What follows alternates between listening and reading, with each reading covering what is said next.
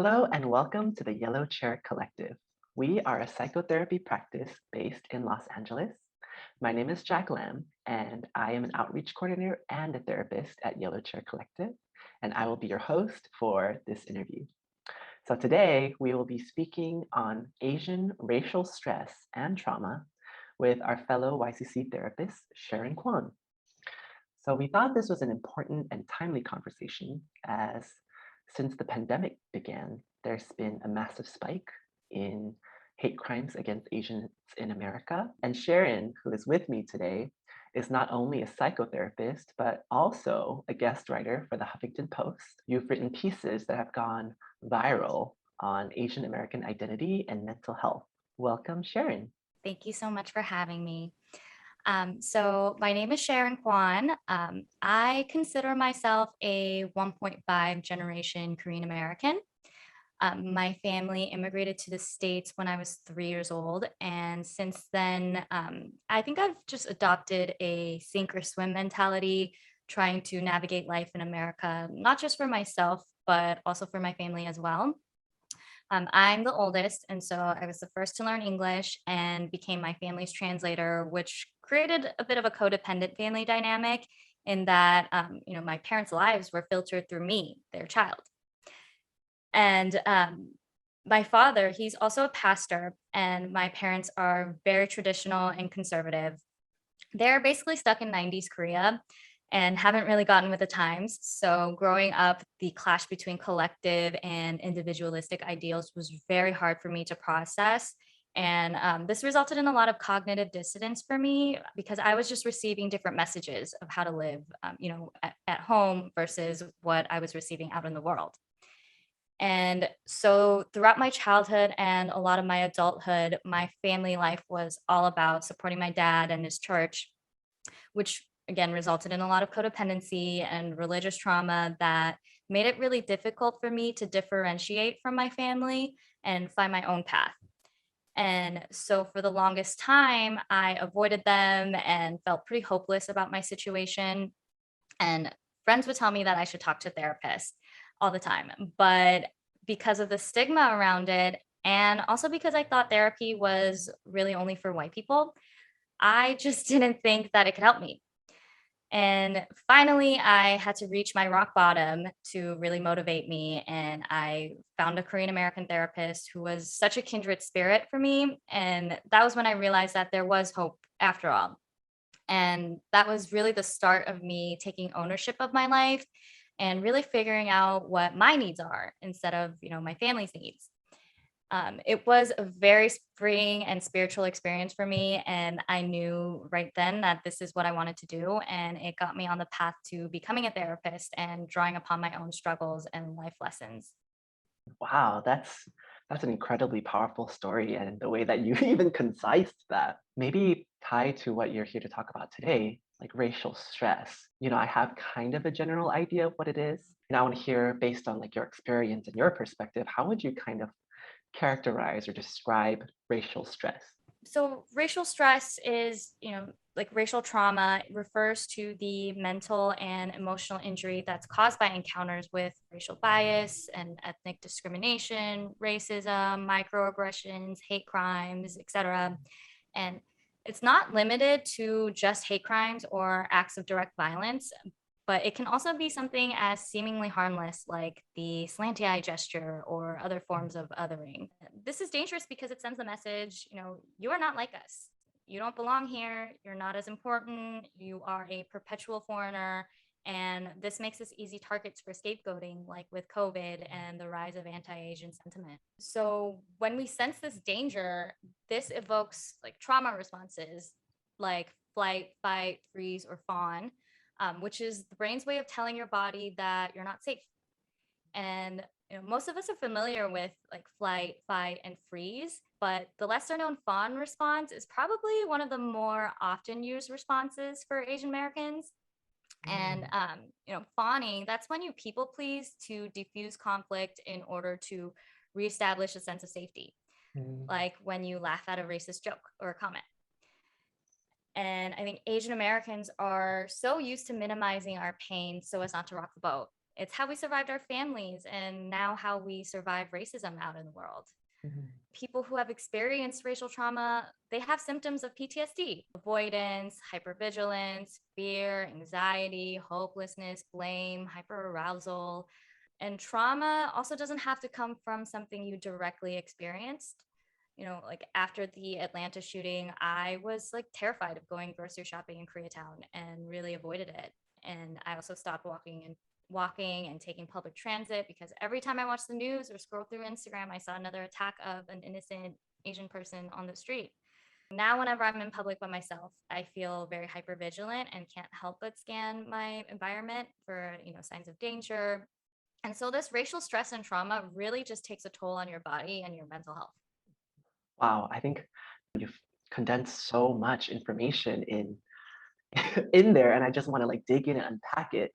This is such interesting and powerful ways of understanding, right? It's not just the hate crimes. For a long time, there's these microaggressions and stereotypes and biases that build up to this trauma responses.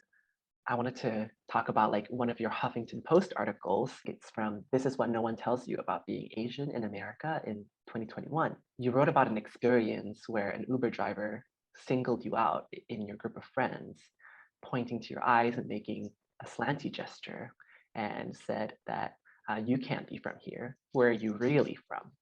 I want to read a little bit of your article before I ask the next question, if that's okay.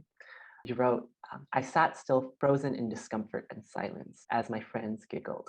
I began to replay similar scenes from my childhood in my head while sitting in a car with another person of color, othering and jeering me, while my non Asian friends stifled their laughter.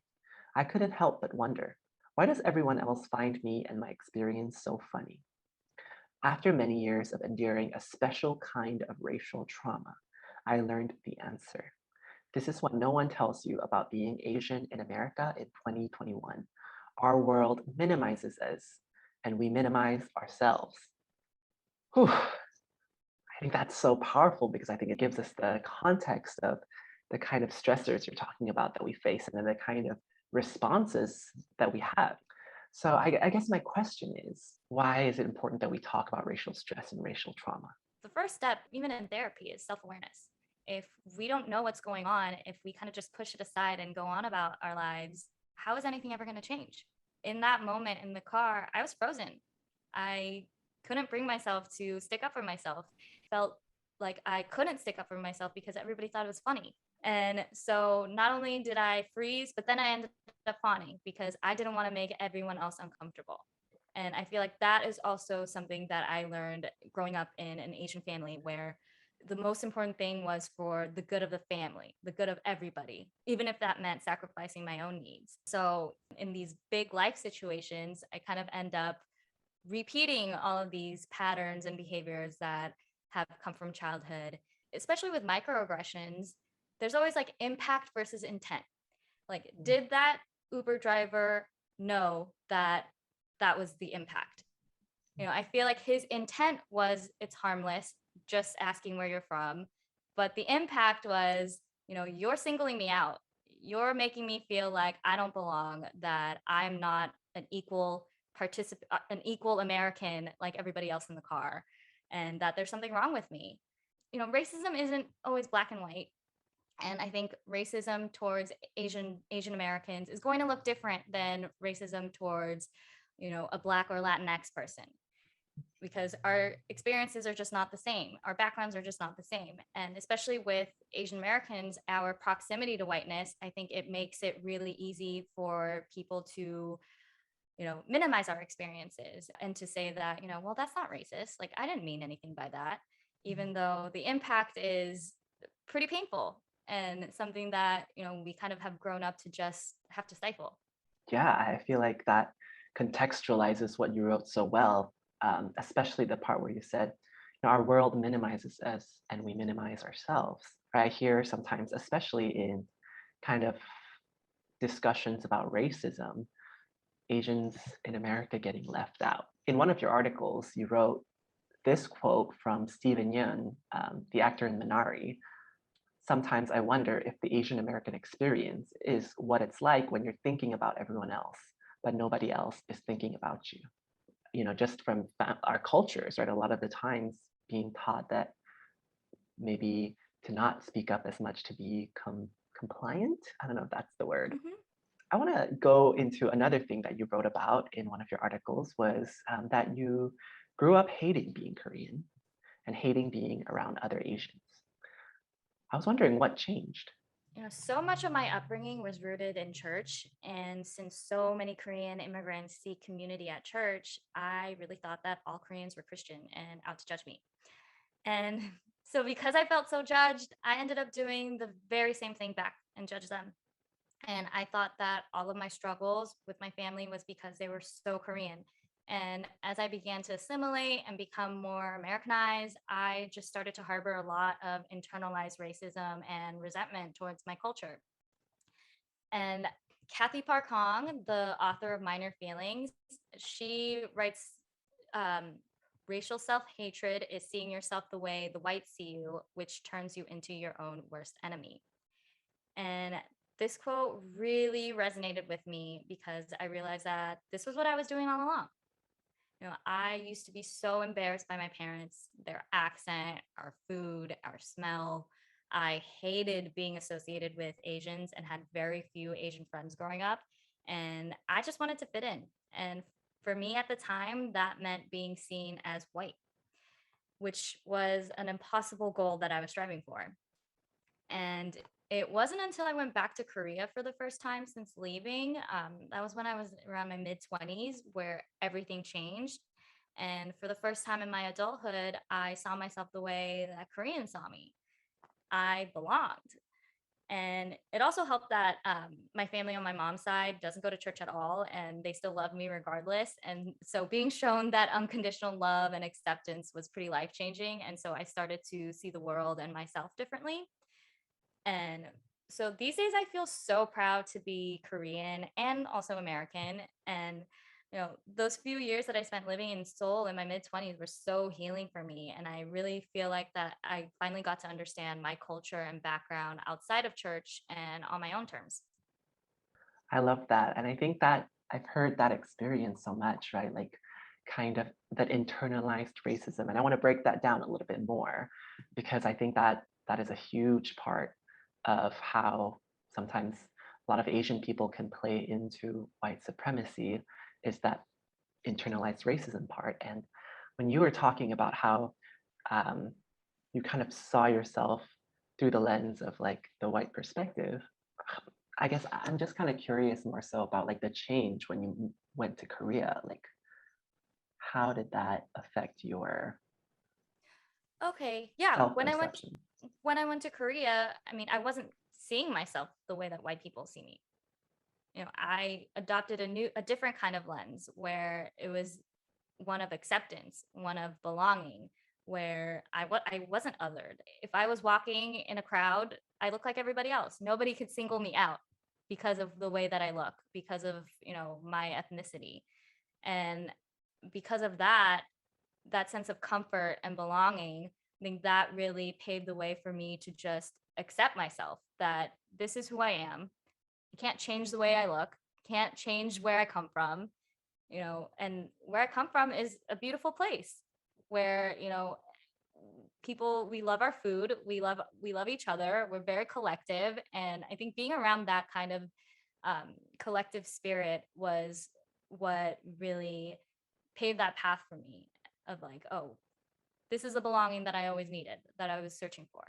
Now I finally fit in.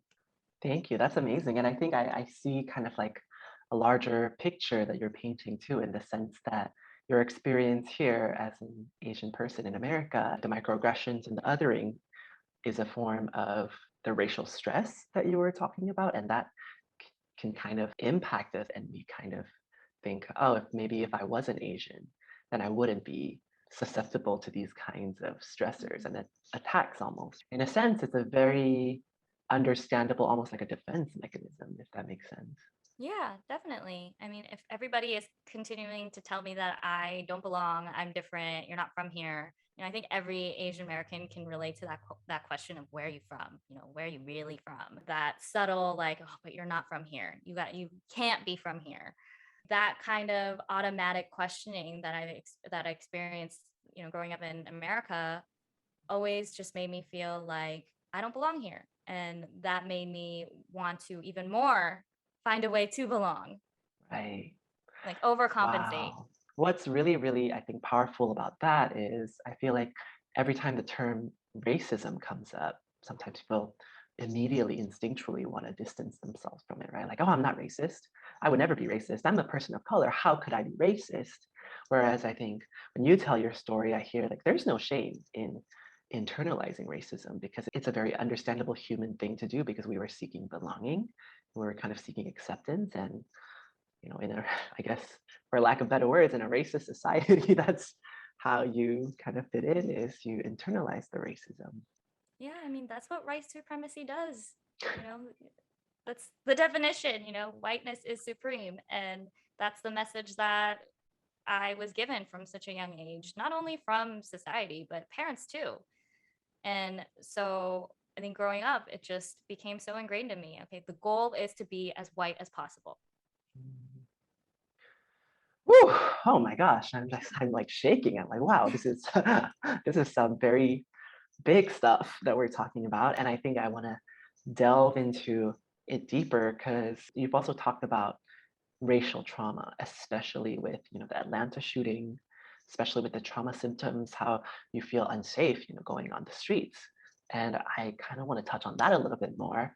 Can you tell us about your experience, how you were impacted, and for anyone else who, because I'm sure a lot of people were also impacted by that event and all the violent attacks that's been happening to Asians in America, what are some things that they can look out for, in their bodies, in their thoughts, in their behaviors, as to whether they're impacted by this kind of racial trauma? One of the easiest signs to recognize is avoidance.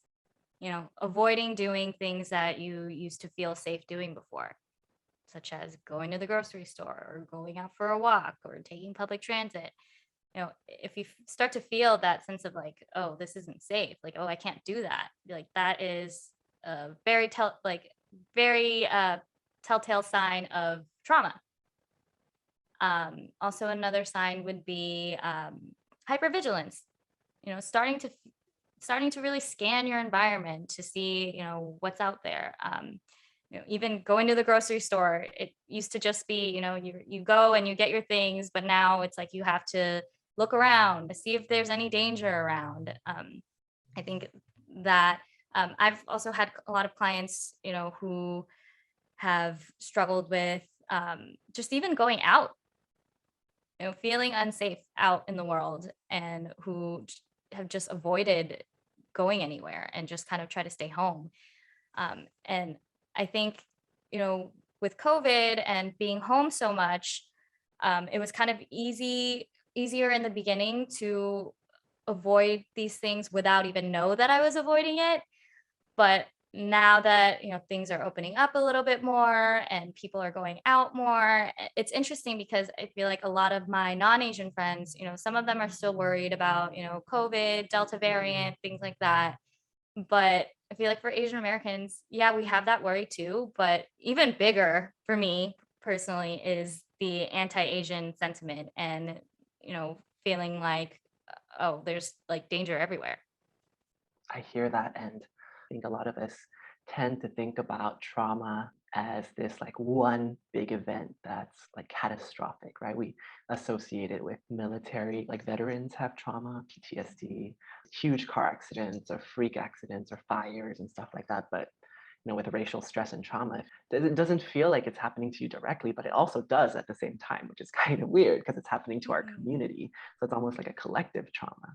It's so true about the hypervigilance and the avoidance because I remember even just going on a road trip and I remember my mom being so worried and she was like, oh, be careful. If you're stopping for gas, look around, be careful. Maybe you should wear a hat. And I was like, why would I wear a hat? And she was like, just in case if people see that you're Asian. And I'm like, the hat's not going to change the fact that I look Asian and I don't. uh, Oh my so gosh. I'm thinking, what what is some advice or some wisdom that you could share for any of the people watching or listening to this who might be struggling with racial stress and trauma? Yeah, my word of advice is you are not alone. Racial trauma is a real thing that has impacted the way we think, the way we feel, and the way we act in the world. At the start of this year, I felt incredibly alone and isolated because I really don't have that many Asian friends to turn to about these feelings. That's actually what motivated me to write the HuffPost article. This is what no one tells you about being Asian in America. The responses that I got from people all over the country was so incredibly validating and made me feel so seen and heard. It also made me realize how valuable community and social support is, and so I made an effort to really connect with Asian Americans who also struggle with these feelings. And I started going to and facilitating support groups for Asian Americans, which was just so healing and validating for me. I think it was very validating for me personally to read your Huffington Post articles as well. And you were talking about the support groups. I'm assuming these are the Asian American experience groups that we're facilitating at Yellow Chair. Yes. So for those who are looking for more support, Yellow Chair Collective offers an ongoing support group for those who want to unpack the Asian American experience. We have new cohorts starting every month, so you can head to our website and sign up. I helped develop and facilitated a group and felt such a huge sense of belonging and camaraderie that I've never really felt before. It was just nice to have a space to vent and process with people with similar backgrounds and struggles where we didn't have to explain ourselves and we still just got it. And so I highly recommend engaging in a support group if you don't have an Asian American community that is accessible to you. Thank you. And we're almost at the end of our time. So if people want to follow your work or see what you're up to, where can they find you? You can find me on the Yellow Chair Collective website. I also have my own website, SharonKwon.com. And you can also find me on Instagram. I am Talk with Sharon. All right. Well, thank you so much, Sharon, for taking your time for answering our questions. And I hope this has been valuable for you to share and for everyone watching and listening as well.